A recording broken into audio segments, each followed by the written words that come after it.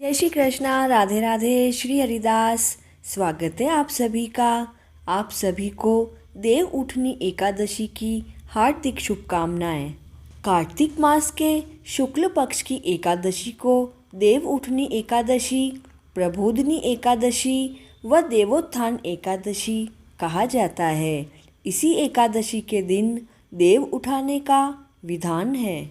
देव उठनी एकादशी के दिन तुलसी जी का विवाह शालिग्राम जी से करवाया जाता है। विष्णु पुराण के अनुसार भगवान विष्णु आषाढ़ शुक्ल एकादशी को क्षीर सागर में 4 माह के लिए शयन करते हैं और कार्तिक शुक्ल एकादशी के दिन उठते हैं। विष्णु पुराण के अनुसार जो एकादशी के दिन भगवान विष्णु का पूजन करते हैं उनके सभी दुख दूर हो जाते हैं। तो आइए श्रवण करते हैं देव उठनी एकादशी की व्रत कथा का। प्राचीन काल में एक राजा था। उसके राज्य में प्रजा बहुत सुखी थी। एकादशी को उसके राज्य में कोई भी अन्न ग्रहण नहीं करता और अन्न भी बेचा नहीं जाता था। सभी राज्यवासी फलाहार करते थे। एक बार भगवान श्री विष्णु ने राजा की परीक्षा लेने की सोची। तब भगवान विष्णु ने एक सुंदर स्त्री का रूप धारण करके वे सड़क पर बैठ गए। जब राजा वहाँ से निकला तो उसने उस सुंदर स्त्री को देखा। उस सुंदर स्त्री को देखकर राजा आश्चर्यचकित हो गया। राजा ने उससे पूछा कि हे देवी, तुम कौन हो और यहाँ क्यों बैठी हो? तब स्त्री ने कहा कि मैं बेसहारा हूँ, यहाँ मेरी पहचान का कोई नहीं है। अब मैं किससे सहायता मांगूं? राजा तो उसे देखकर मोहित हो चुका था।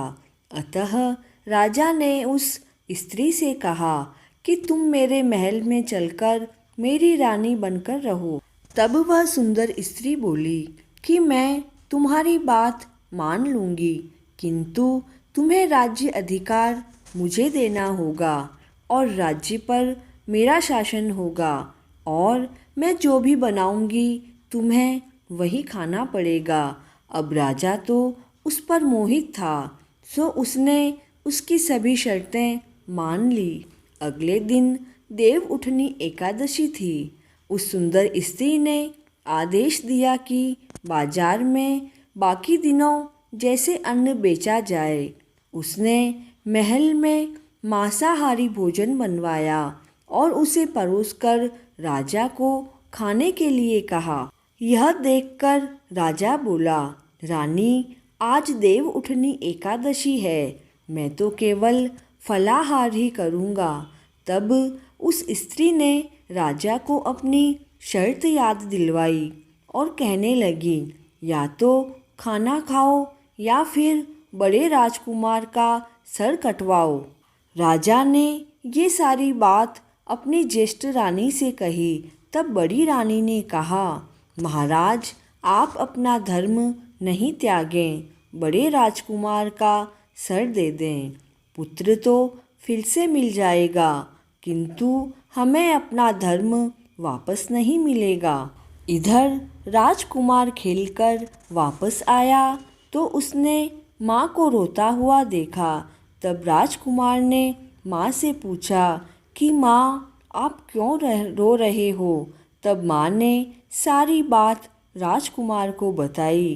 तब राजकुमार ने कहा, माँ, मैं सिर कटवाने के लिए तैयार हूँ। पिताजी के धर्म रक्षार्थ मैं अपना सिर कटवा दूंगा। राजा भारी मन से राजकुमार का सिर कटवाने के लिए रानी के पास लेकर गया। तभी अचानक से रानी का रूप परिवर्तित होकर चतुर्भुजधारी विष्णु भगवान का हो गया। तब श्री हरि विष्णु ने पूर्ण वृत्तांत बताकर कहा, हे राजन, मैंने तुम्हारी परीक्षा ली थी और तुम इस परीक्षा में उत्तीर्ण हुए हो। भगवान विष्णु ने प्रसन्नचित्त होकर राजा को वर मांगने के लिए कहा। तब राजा ने कहा कि प्रभु, आपके आशीर्वाद से मेरे पास सभी कुछ है, आप हमारा उद्धार करें। तभी वहाँ एक विमान आया।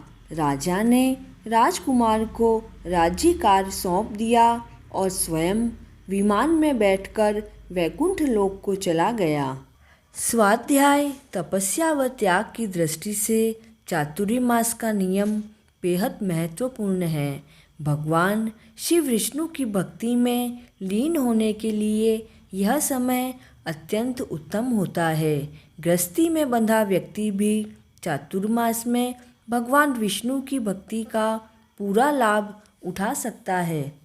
ओम नमो भगवते वासुदेवाय मंत्र का जाप करके अपनी एकादशी को सफल बनाएं। कथा पूर्ण हुई। जय श्री कृष्ण।